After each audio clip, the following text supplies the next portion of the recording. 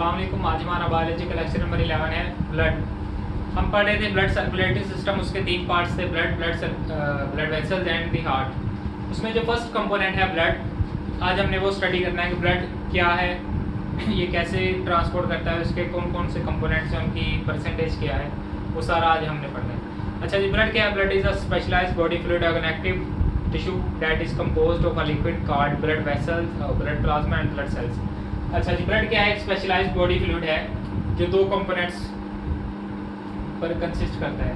First component is blood plasma and the second one is blood cells. यानी कि blood के 2 components हैं, blood plasma and blood sales या cell like bodies. अच्छा जी, उसके बाद आए थे कि इनकी कंपोजिशन कितनी है, परसेंटेज। ब्लड प्लाज्मा की जो ब्लड के अंदर परसेंटेज है वो 55% है और ब्लड सेल्स की 45% है। तो ये आपने याद रखना है कि ब्लड प्लाज्मा की परसेंटेज ज़्यादा है। अच्छा जी, उसके बाद आ जाता है कि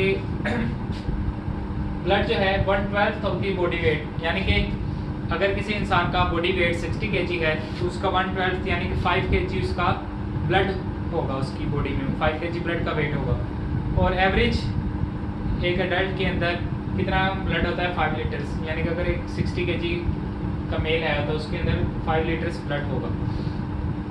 अच्छा जी, एक साइड पर बॉक्स है कि ब्लड और ब्लड सेल्स और ब्लड प्लाज्मा को सेपरेट कैसे करते हैं। आपने देखा होगा कि जो हॉस्पिटल्स वगैरह होते हैं उनके अंदर जो ब्लड आपका निकालते हैं सिरिंज के ज़रिए, जब वो एक टेस्ट ट्यूब में डालते हैं तो उसके ऊपर एंटीकोगुलेंट भी ऐड करते हैं।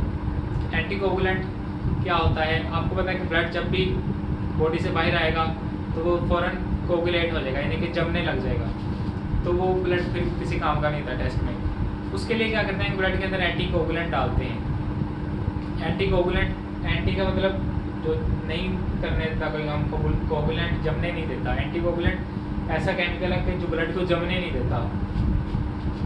अच्छा जी, उस टेस्ट ट्यूब के अंदर एंटीकोगुलेंट ऐड किया जाता है। कुछ ही देर बाद 5 मिनट्स के बाद ब्लड प्लाज्मा और ब्लड सेल्स सेपरेट हो जाते हैं। ब्लड प्लाज्मा की लेयर ऊपर आ जाती है, ब्लड सेल्स नीचे आ जाते हैं और सेंटर में वाइट ब्लड सेल्स की लेयर होती है। उसके बाद हम पढ़ते हैं कि ब्लड प्लाज्मा क्या है।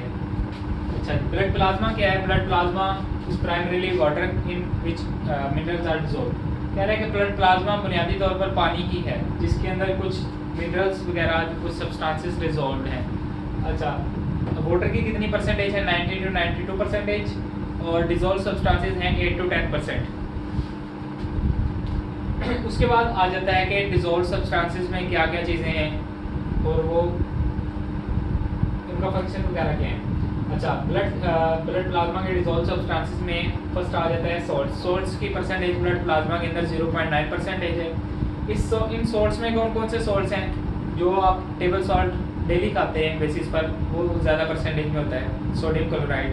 और बाइकार्बोनेट्स भी होते हैं और कुछ सॉल्ट्स हैं कैल्शियम के, मैग्नीशियम के, कॉपर, जिंक और पोटाशियम वगैरह के सॉल्ट्स भी मौजूद होते हैं ब्लड में, ब्लड प्लाज्मा में। और दूसरी जो मेन चीज़ है, प्रोटीन्स ब्लड प्लाज्मा के अंदर होती हैं। कौन कौन सी प्रोटीन्स होती हैं? एंटीबॉडीज़ जो आपकी इम्यूनिटी में काम आती हैं वो भी ब्लड प्लाज्मा में होती हैं। प्रोटीन्स 79% होती हैं। और फाइब्रिनोजेन प्रोटीन भी ब्लड प्लाज्मा में होती है। फाइब्रिनोजेन प्रोटीन का काम क्या है? ब्लड क्लॉटिंग, यानी कि ब्लड को जमा देना। वो क्यों? अगर मिसाल से समझेंगे, अगर आपको कोई कट वगैरह लगता है, कोई आपको इंजरी हो जाती है तो ब्लड फ्लो करता रहेगा। अगर तो वो वहाँ पर ब्लड क्लॉट नहीं बनेगा तो वो ब्लड आपकी बॉडी से निकल जाएगा और इवेंचुअली डेथ हो सकती है इससे। तो ये प्रोटीन क्या करती है? फाइब्रिनोजेन प्रोटीन आपकी बोन्स वाली, जख्म वाली जगह पर जाती है और वहाँ पे ब्लड क्लॉट कर देती है, यानी कि खून का बहाव रोक देती है ताकि ब्लड ज़्यादा डिस्चार्ज ना हो। उसके बाद है एल्ब्यूमिन प्रोटीन। एल्ब्यूमिन प्रोटीन का काम क्या है? ये ब्लड का वाटर बैलेंस मेंटेन करती है। और हॉर्मोन्स भी प्रोटीन्स ही होते हैं, वो भी ब्लड प्लाज्मा में होते हैं। उसके अलावा रेस्पिरेटरी गैसेज होती हैं ब्लड प्लाज्मा में। रेस्पिरेटरी गैसेज आपको पता है कार्बन डाइऑक्साइड और ऑक्सीजन। कार्बन डाइऑक्साइड जो वापस आ रही है और ऑक्सीजन जो इनटेक के जरिए जा रही है बॉडी में। और क्या होता है ब्लड प्लाज्मा में? डाइजेस्टेड फूड और नाइट्रोजनस वेस्ट। डाइजेस्टेड फूड कौन सा? स्मॉल इंटेस्टाइन नंबर 8 में है, स्मॉल इंटेस्टाइन।